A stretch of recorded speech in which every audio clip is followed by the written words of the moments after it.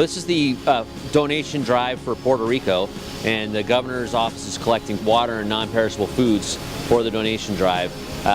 We've got about 50 state employees out here working throughout the day, and by the time we get done tomorrow, we'll have had about 150 different state employees out here working to collect the materials. And then we have the NH Food Bank out here, and they're sorting the materials and helping us sort the materials, and then we're getting them palleted. The National Guard is loading them and driving them to a warehouse, and then from there they'll be sent to Puerto Rico.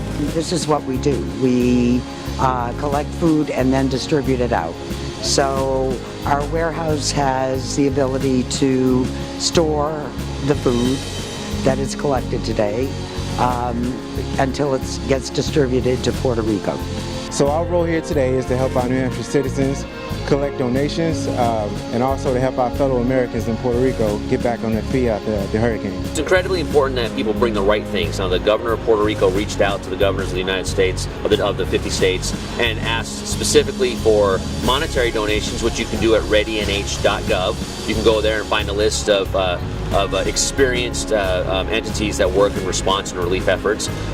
Or if you want to bring food and water, you can bring it to the State House today up until 6 p.m. tonight, and between 7 and 6 p.m. tomorrow, October 4th.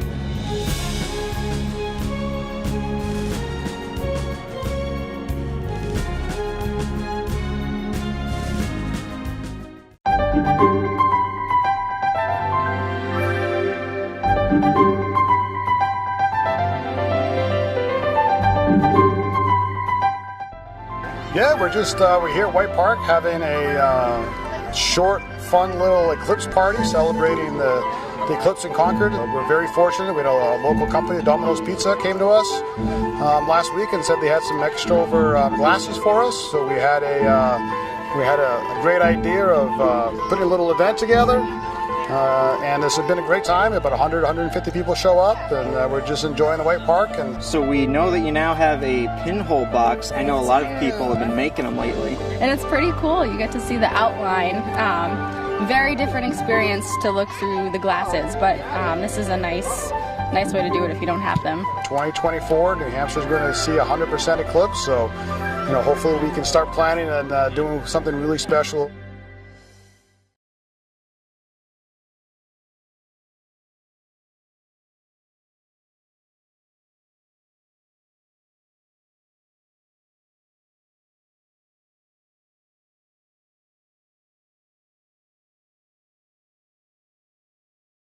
I want you to know that I am very proud today to be along with my fellow city councilors to mark this grand reopening of our completed Main Street.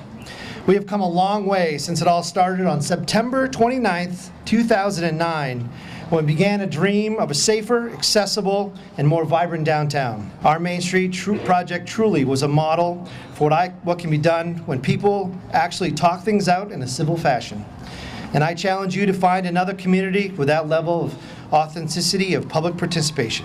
Oh, say, can you see by the dawn's early light what so proudly we hailed at the twilight's last gleaming? This is indeed a proud day for not just Concord, but for the entire Granite State, because Concord's Main Street is also New Hampshire's Main Street. You did this the New Hampshire way. Nonpartisan, private-public partnership, working together, the state, federal, and local level, on time and on budget. I salute all of you who have been involved in this project. Congratulations for a job well done. When I made the decision to purchase a business in downtown Concord, it was in part because of projects like the Main Street Project and because of organizations like the Chamber of Commerce in Town Concord, the Merchant Roundtable. There's infinite levels of support that you can get in this community if you want to get involved, and I think that that is one of the many reasons why people keep coming back to this downtown. Yes, they will come to check us out now because it's really beautiful and we did a great job, but I think that they will keep coming back because of the people downtown.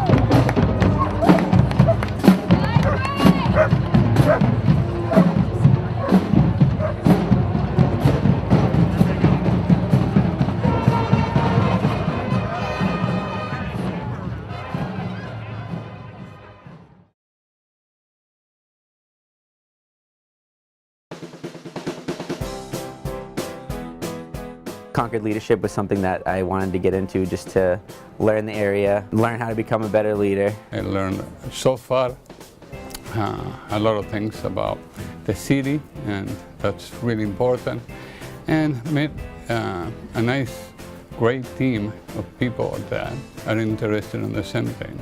Every day that we have our program, I find myself saying, this one's the best one so far. It's been great experience. I wanted to just speak about the individuals that are participating in this year's class. They're dynamic, interesting, engaging, and they're all well connected. And I find it's been tremendously enjoyable to learn about each of their role in the community and what else our town and city has to offer. And this is a great way for me to connect and learn more about the Concord area. Great program that we're in, Leaders of the Future. What I love about the group is that it affords you the opportunity to experience every facet of Concord's community and to get involved.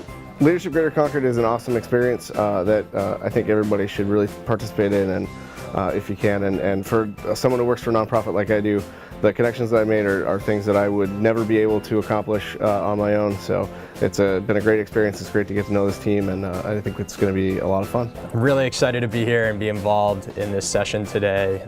Just trying to learn different leadership tactics and learn more about the Greater Concord community, and really excited just to get an opportunity to be here today. Participating in Leadership Greater Concord has been a great experience so far. I've met a lot of wonderful people, and all the different experiences learning about the city of Concord has been great and gotten me out of my comfort zone a little bit. Leadership Greater Concord's been a great experience so far for me here. I recommend it to anybody that's in the general Concord area. It's a lot of networking and getting to know people and learning things outside your comfort zone, so it's very interesting, and you learn a lot about things that otherwise you'd never learn about. I'm happy to be part of the 2017 class of Leadership Greater Concord. It's really been an opportunity to meet people outside of my industry and to network with them and learn from them, as well as been a great opportunity for exposure to different parts of Concord. Even though I live here in Concord, I've learned certainly a lot about the city I live in, and look forward to learning more and continuing to build relationships.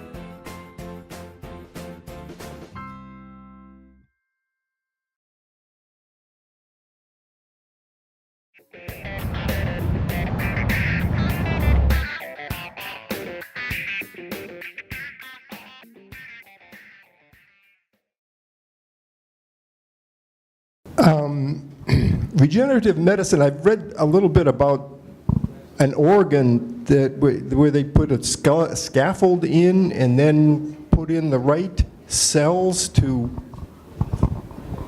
build it up. Is that the type of thing you're talking about? And if you could you explain a little bit about how that process would actually work, please? Yes. So there's a few different ways to approach that.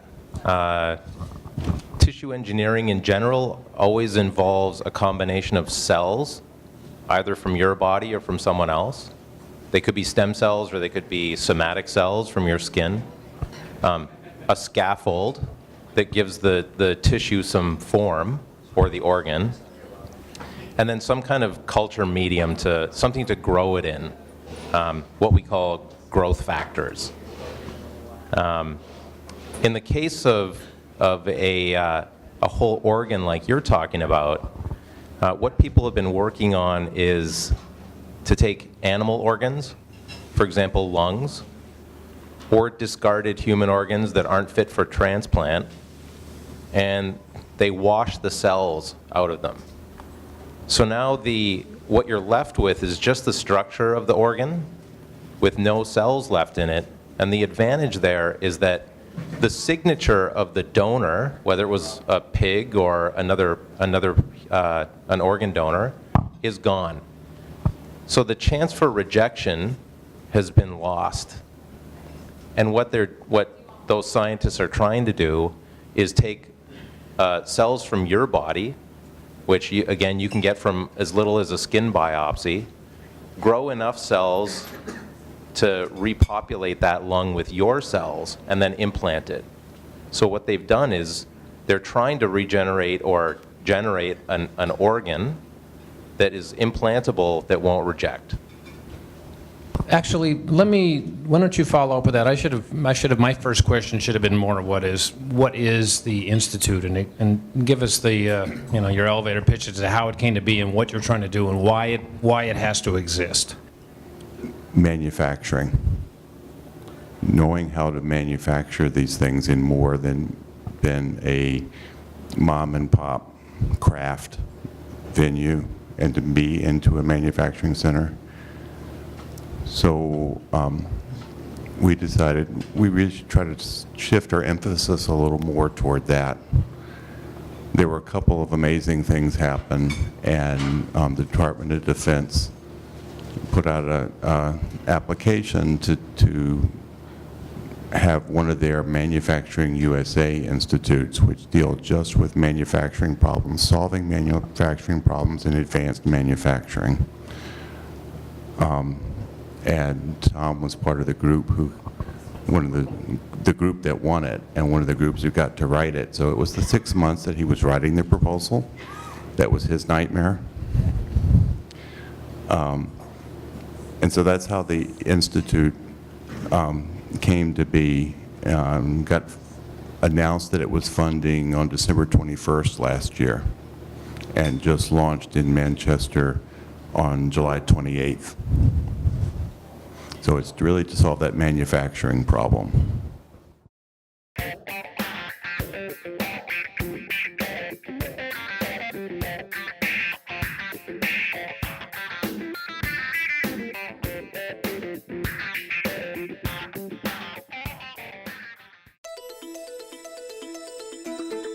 Hi, I'm Adam Clark. I'm the solid waste manager for the City of Concord. Been with the city for going on 4 years now. Today we expect to have over 600 vehicles come through. Basically what we're doing here is collecting those materials that you can't dispose of in your regular MSW. That's your trash that you put at the curb. This is material that's toxic, reactive, corrosive, ignitable. Oftentimes you'll see people here with pesticides, insecticides, those sorts of things. And so basically the way things work here is we have a number of staff down there checking IDs for Concord and Pennacook residents, and they enter to these 2 lanes where we conduct a survey on behalf of the New Hampshire Department of Environmental Services. We have a number of questions that we ask, such as what kind of thermostat they have, to try to get a handle on what kind of materials and what kind of use of hazardous material is out there in the community. They provide us some grant funding for this program that helps offset the cost of the collection. 4 categories which fall into hazardous waste. There is another category of material that's called universal waste, which we do see quite a bit here. That's material that doesn't need to be collected here. The state has allowed for those materials to be collected at the transfer station at 77 Old Turnpike Road year-round. That would include fluorescent bulbs, your automotive waste, batteries as well. I mean, you really have dangers when the things mix. A lot of the material we're collecting today is liquid as well, and obviously those trucks that you see collect your trash every week compact. And so when you put liquid waste into your trash, you don't want that. There's a danger of ignition, of a reaction of some sort, if those materials are collected in the trash. Residents can check the Concord, New Hampshire webpage, which is at concordnh.gov. We link to the Department of Environmental Services hazardous waste webpage for more information as well.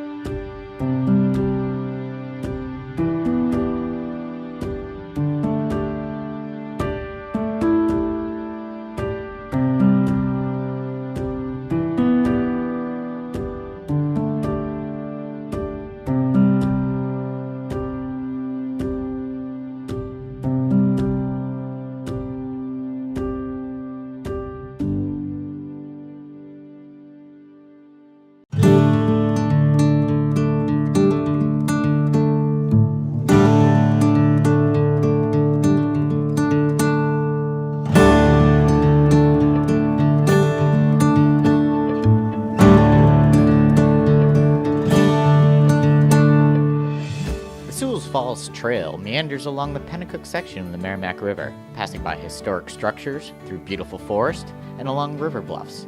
ConcordTV joined a group of intrepid hikers in exploring the area, led by the Concord Trails Commission in one of their monthly meetups. Okay, I'm Fran Philippi. I'm on the Concord Trails Committee, as is Hillary Thompson. And we decided, several months ago to do one hike a month to introduce the public to some of our 85 miles of trails in Concord. And some of them are common areas like this, and others are trails that people mostly don't know about.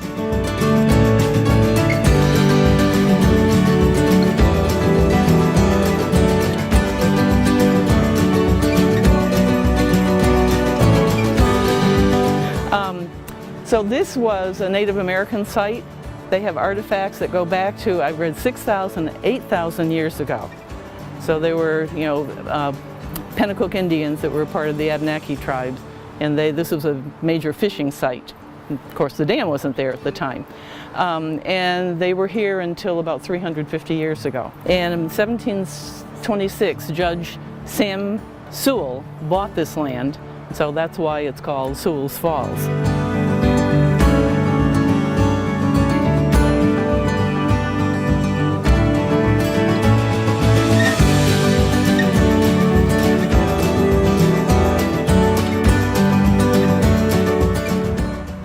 So this is what the underside of the bridge looked like until last year. And now they've made this lovely little walkway and park here, which is a nice addition to this area.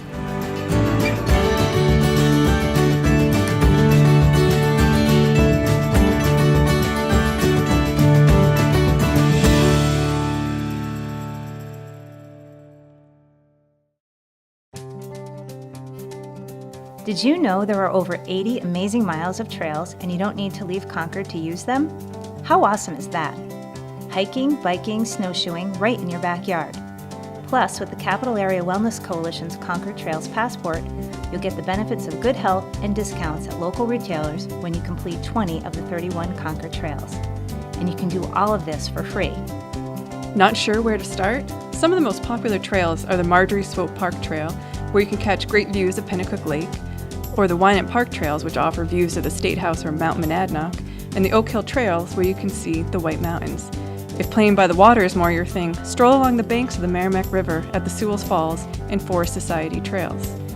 The city has recently completed several connector trails, so you can pack a picnic and hit 3 or 4 trails in one day. Don't be intimidated. Most hikes are easy to moderate, family-friendly, and have many options to customize the length. And you don't need to go it alone. The city offers guided hikes, and there are several meetup groups you can find online.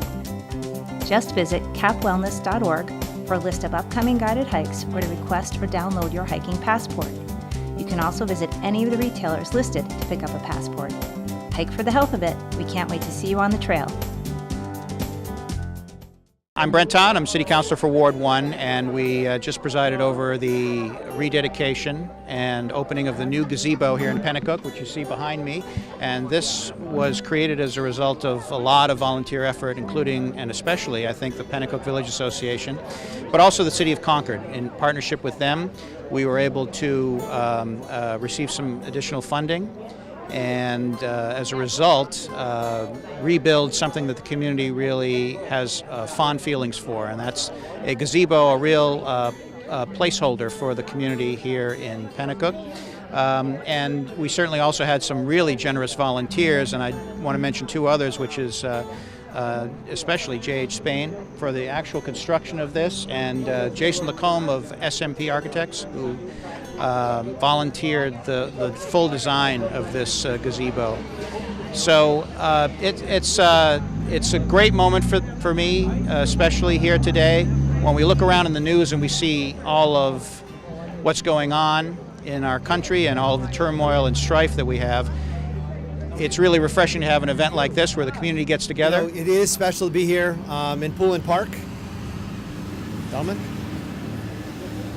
I was able to serve with Dave for several years, and he had a vision. I think he had a passion for Pennacook that set a very high bar, and it was great to be able to serve with so many great representatives from Pennacook, from Bill Verano to Steve Sherliff at large to Liz, the years we spent together, and I can tell you I learned a whole lot from Liz, to our wonderful Brent Todd today. I'm certainly excited to be part of rededicating this gazebo to Dave Poulin and Poulin Park, and actually doing the ribbon cutting today to gift this back to the city. As Brent and the mayor mentioned, Dave Poulin was very well known in this community.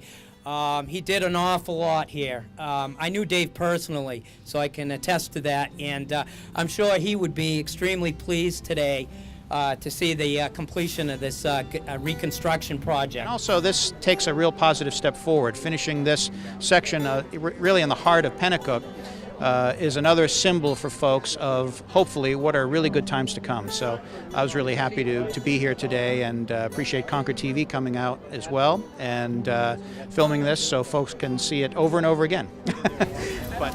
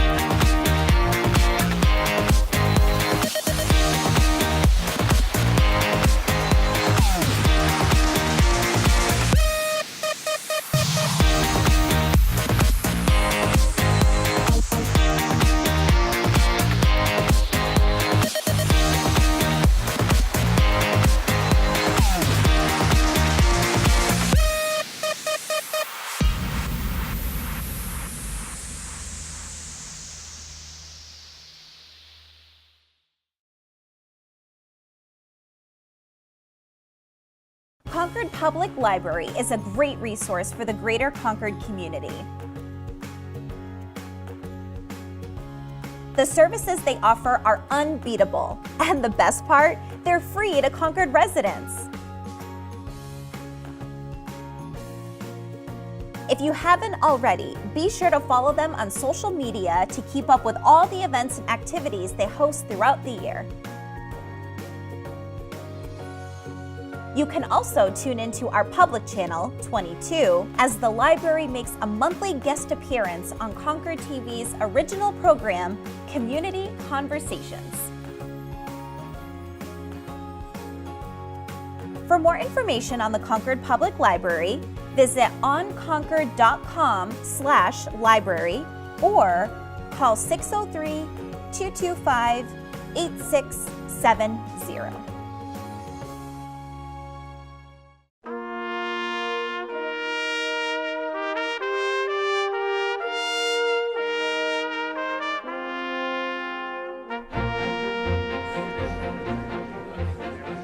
Well, good morning, everybody, and thank you for joining us today as we honor Governor John Winant. Today is the first dedication of a statue to a solo individual on the campus of the New Hampshire State House since Franklin Pierce's statue was dedicated in 1914. If you ask historians about Governor Winant, one word that always seems to come up, that he was a man of great humility. So this memorial we are dedicating today to Governor John Winant is far more than what he would have ever wanted, but far less than what he deserves. You know, he has been described by many as the most famous granite stater that nobody knows. And finally we get to give him and his family their rightful due. I've had the honor of sitting in that corner office and watching this memorial being built. And it's a memorial that just didn't happen on accident. It took a lot of work by a lot of individuals. Van McLeod, of course, who I think is a friend to most everyone in this audience, he's really the one I think we owe a lot of the thanks to, and what he did before his passing in terms of spearheading this, making sure not just the man, but the ability to memorialize him really came to fruition. I also want to thank Lynn Olson, who wrote the book, Citizens of London, who I think really got a lot of us understanding it. I did not know, and I think I can speak for a lot of us, who really did not know a lot about Governor Winant. It's an honor to recognize someone, frankly, is just a true son of the state of New Hampshire and represented everything we know and believe in as part of that live free or die spirit. As we've heard, life took him to London in our darkest, hardest hour. It was the height of the Blitz, when German air raids levelled 1 million homes and killed 40,000 people. But Winant came anyway, declaring on the tarmac, and I quote, "There is no place I'd rather be at this time than in England." His warmth and his compassion and his determination to stand with them and share their dangers was the first tangible sign for the British that America and its people really cared what happened to them. And so he became a symbol of the best side of America. And that's what we're celebrating here today. And John Winant laid the foundation for all of that relationship. He brought our countries closer together, and even as the world around us was falling apart during that time. And he reminded us that the US and the UK remain indispensable partners for peace and progress around the world. And I think he, and I hope his family, will be very proud to know that that still rings true today. Let me just say, for those of us who served in Vietnam, there's a long tradition when one Vietnam veteran meets another for the first time to say to them, "Welcome home." I won't go into the deep personal meaning of those two simple words that mean so much to us who fought in the war so long ago and far away. But let me simply close by saying, John Winant, thank you for your service to our state, our country, and our nation. You served our country with such honor and distinction. John Winant, welcome home.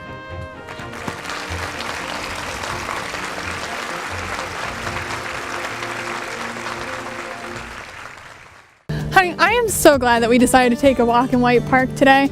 Oh, and while we're here, why don't we register for some classes? I heard that Concord Parks and Recreation just put out their winter brochure.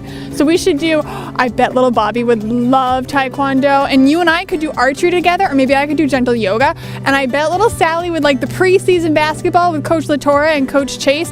Oh my goodness, I think we should just register for everything before the late fees go into effect. Let's just go right now, because I really think that we should. Do you just want to, let's go over to the Parks and Recreation office right now. We'll register for everything. Don't you want to do that right now? Yeah? All right, of course you do, of course you do. That's why we're married. Hello, come on. Here it is, Concord Parks and Recreation. Let's go sign the whole family up.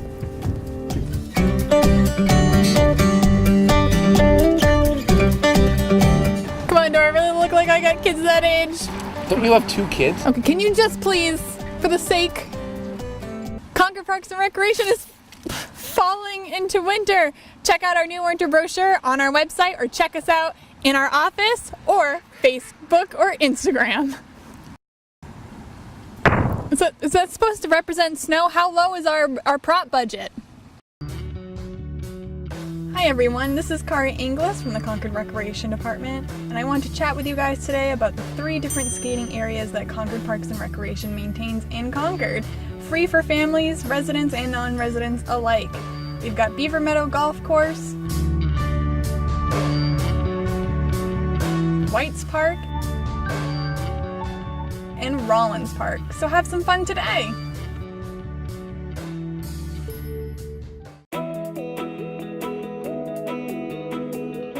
I'm Officer Howe from the Concord Police Department. We're here at National Night Out. It's August 1st, 2017.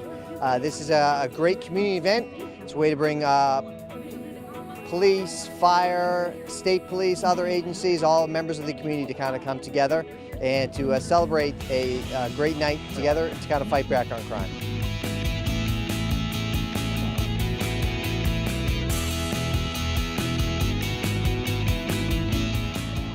Hi, it's Trooper John LaPointe with the New Hampshire State Police. I'm on the motorcycle unit, taking some time out today to come to Concord National Night Out. We participate in many of these events throughout the state. We're here in Concord tonight to just to interact with the public, reach out with them, and talk about the safety issues we have in the state. It's not often we have time to interact with the public during every day of our job. Events like this give us the chance to really talk to them and express to them things that are concerning to us. One thing we're really pushing now is the hands-free law, texting while driving, using the cell phone at all, GPS, anything in your hand that's electronic, cause people to drive distracted. That's where we're really pushing that and let people know we're really out there harping on it, really looking for it, especially busy season that it is now with the holidays and the season, the summer season. We're in town Concord. We're here at National Night Out at Rollins Park. We're doing rock painting for kids. And it's tying in with the Kindness Rocks projects that is going on nationally right now. And the idea is to paint a rock, paint a little message on it, make someone smile, and then hide it somewhere for someone to stumble upon it and make their day.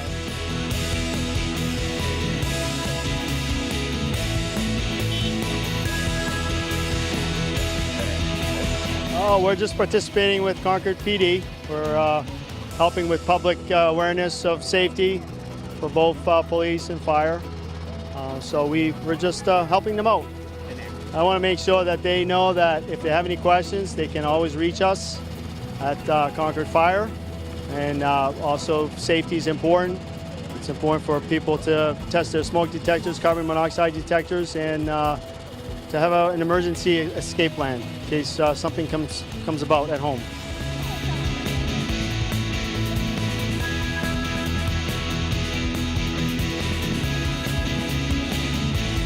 Hi, good evening. My name is Mark Latham, the Executive Director of Pleasant View Center on 239 Pleasant. We're a skilled nursing center. We're here tonight enjoying it with the community, and we have 2 ponies, little miniature horses, Ultra and Sweetie.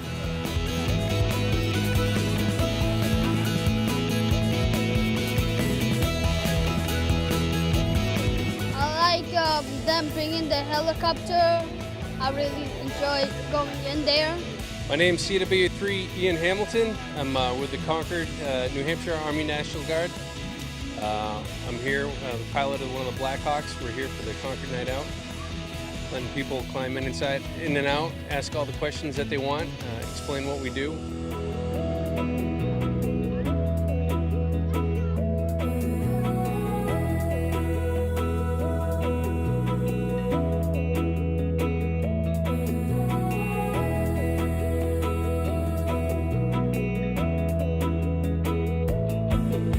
actually nice to kind of sit back and to see thousands of people from the community kind of come and enjoy the event.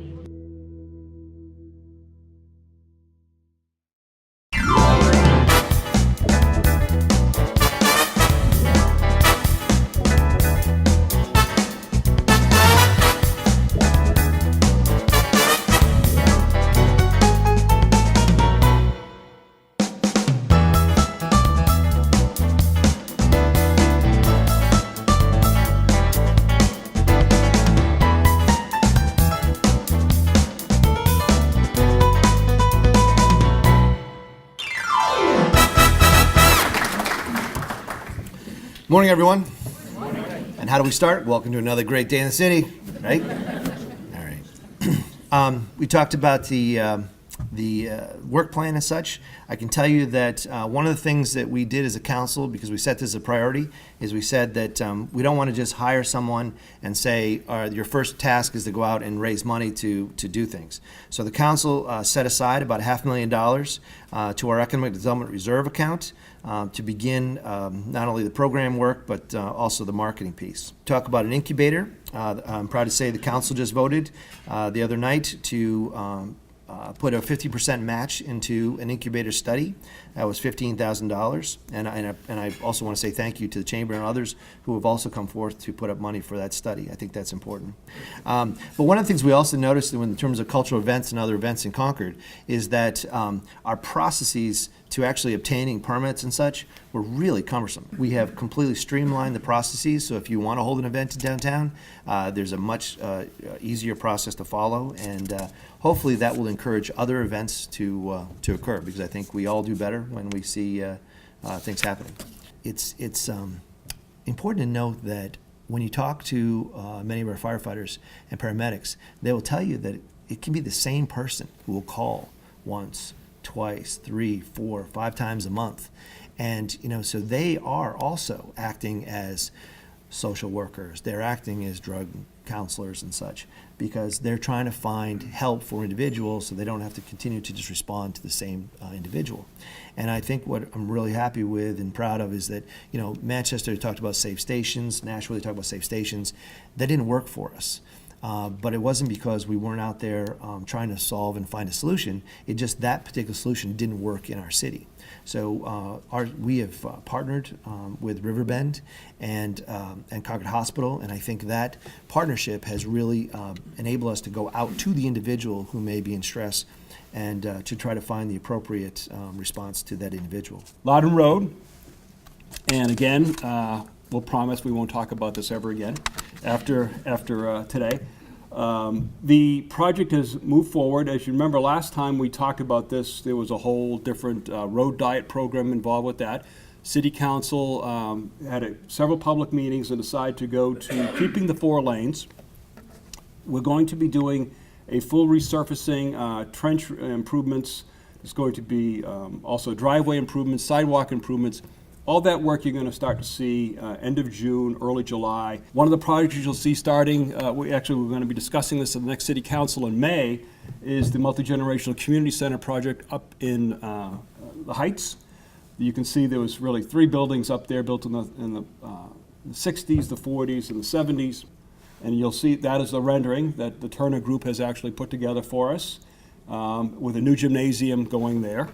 We're going to have multi-purpose rooms, exercise rooms, senior rooms for our senior programming, high school size gym with lockers, because that's the larger building on the back, and a multi-purpose kitchen, because we want to be able to work with Meals on Wheels programs to be able to actually have a commercial kitchen so they can actually operate out of here. So that will be the layout. What I really want to share, though, is thank you for each one of you who spent the time and volunteered and gave in other ways.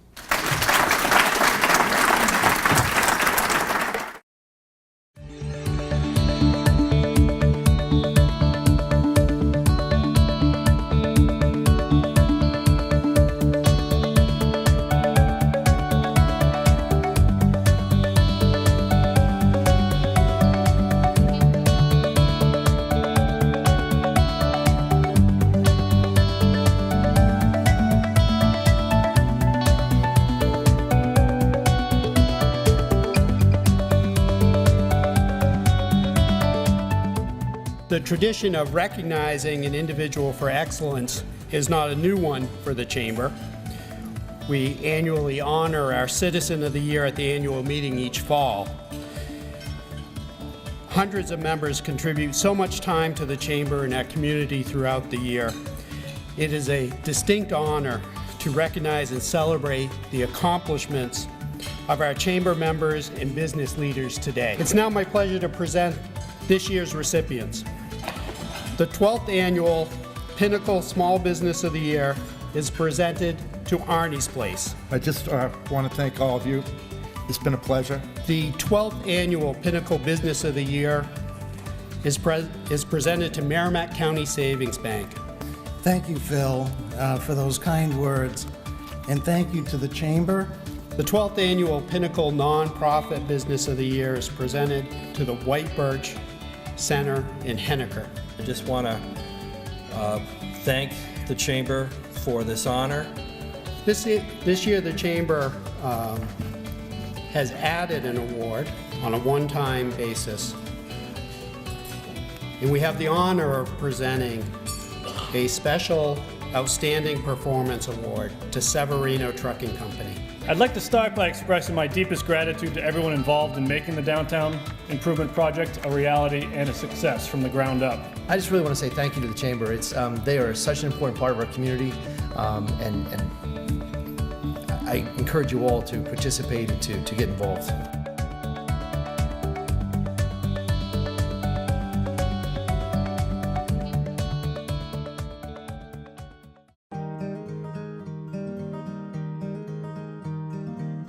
Well, I was in Ward 4 and I'm here in Ward 3, and I've been out since about 7:30 this morning, and we've had a strong and steady turnout. As you can see, the weather is fantastic, so I'm sure that contributes, but it's great to see everybody coming out to vote. Yeah, I've only been to one other ward. I've been to Ward 10. I was there holding a sign for a candidate for school board. It was very heavy there, a steady stream all the time. Lots of people coming in on the Heritage Heights bus. It was, of course, Ward 10 is not only the biggest ward, but one that votes right up there with regularity, so you sort of expect it from them. But I think that they'll have a record turnout. I think a lot of what stands out to me is how divided the country is right now, which is really kind of a shame to see. But it seems like there's two polar opposites of people. There's Hillary or there's Trump, and there's really no population of people that seems to want something in the middle. Also, for me at least, how open everyone is about what they believe in, and because I guess it's so polarized, people are so adamant about their opinions. But I think it's really interesting to see how people will very openly and honestly discuss. I think the ability to rally people and unite them in a positive way is a really key component of being president, because it seems like that's what we need the most right now. I've been on the school board for 2 years now, and I guess the thing that I didn't realize was just how dedicated the members of the school board are, because it's a lot of work, it's a lot to understand. Everybody takes their job very conscientiously, and you have to do your homework and learn about all of the issues. I just believe that if you're going to have good and faithful servants who are working so hard and making such difficult decisions, that we ought to support them by voting for them, and that we should support them by being in touch with meaningful discussion. It's very important for everybody to get out to vote, and not only to vote, but to contact their candidates and their representatives. This is our community. I'm your representative, but I need to know, your opinions, your thoughts, your solutions, because it's only by talking and getting all of our input that we make the best decisions for our school district and for the city of Concord. So I think it's absolutely imperative that everybody get out today and every day.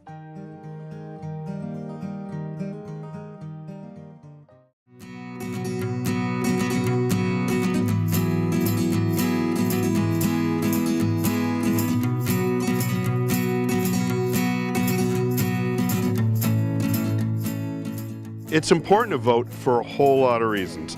Really the first one I can think of is that you don't get the government you want, you get the government you deserve, and when you show up to vote, that's really what makes the difference. I'm voting today for my family, my son, who has a disability. He's in a wheelchair, a little 2.5-year-old, and for him to have a role model and a precedent is really important to me. It is a privilege that we have as Americans. So many people, have given their lives to have this right.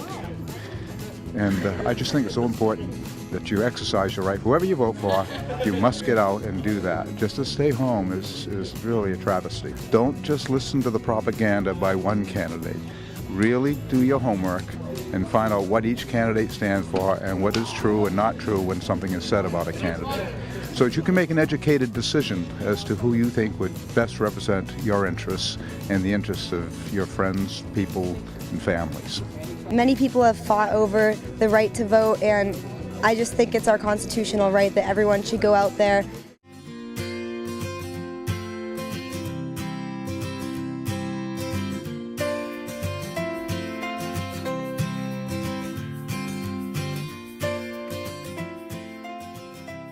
Good afternoon, my name is Greg Banks. I am the moderator here at Ward 6.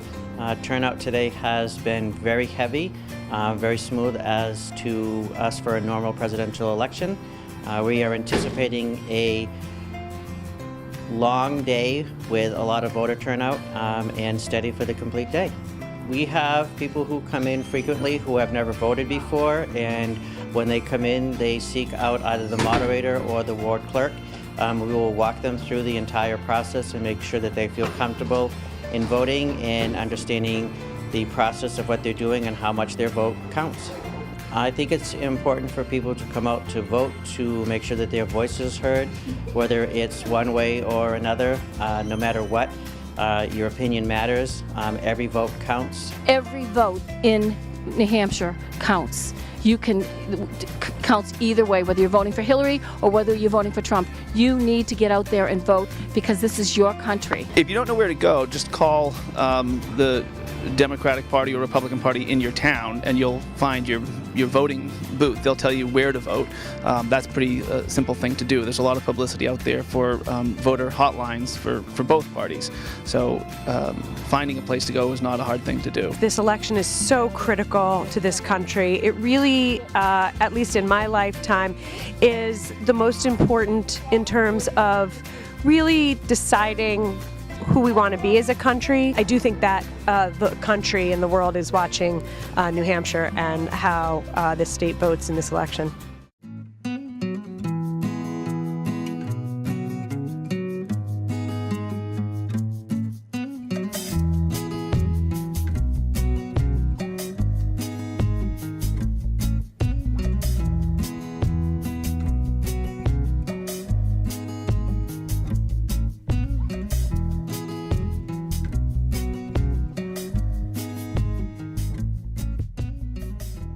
So if someone is interested in voting here in Concord, the process is really pretty simple. All they need to do is come to their local voting poll. There are 10 polling places in the city. And they go to a registration table. Every ward has their own registration table. You provide basic background information, your name, your date of birth, where you live, which is important because we are divided up into 10 wards. So you have to live in the ward in which you're trying to vote in. And for the most part, as long as you're a U.S. citizen, a resident of Concord, New Hampshire, and Ward 10, and you're at least 18 years of age, then you're all set. The people that we're electing right now are the people who are going to be essentially controlling our world for the next several years. They're going to be putting policies in place. They're going to be enacting laws. I think all voters should be informed voters. So do your homework. We have the internet now that allows you to, if you haven't heard of it, it's a pretty good resource for learning about all the candidates. New Hampshire, with only just 4 electoral votes, has decided several presidential elections. So it is important. I think just really look at who is the most qualified candidate, who is the most prepared, and who is most well-versed on the issues.